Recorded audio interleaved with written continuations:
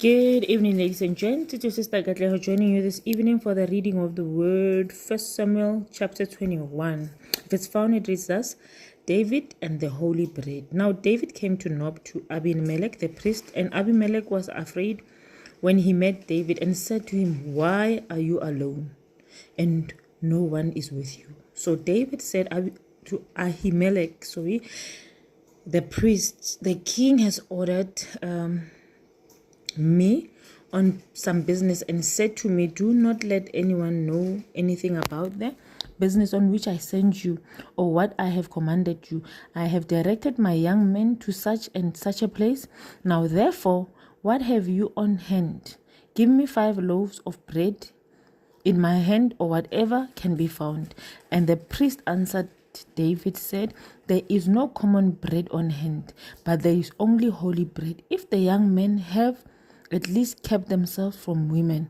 Then David answered the priest and said to him, "Truly women have been kept from us about 3 days since I came out, and the vessels of young men are holy, and the bread is in fact common, even though it was consecrated in the vessel this day."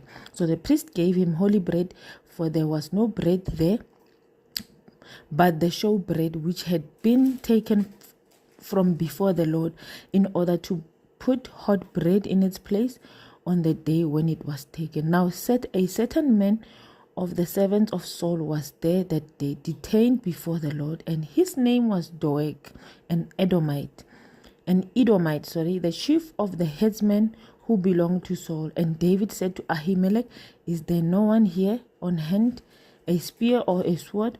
For I have brought neither my sword nor my weapons with me, because the king's business required haste."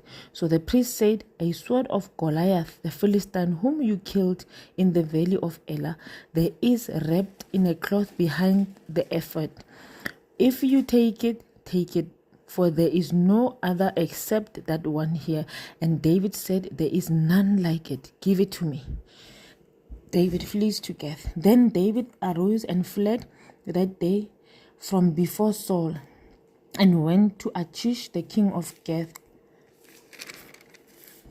And the servant of Achish said to him, Is this not David the king of the land?" And they did not sing for him to one another in dancing, saying, "Saul has slain his 1,000 and David his 10,000. Now David took these words to heart and was very much afraid of Achish the king of Gath.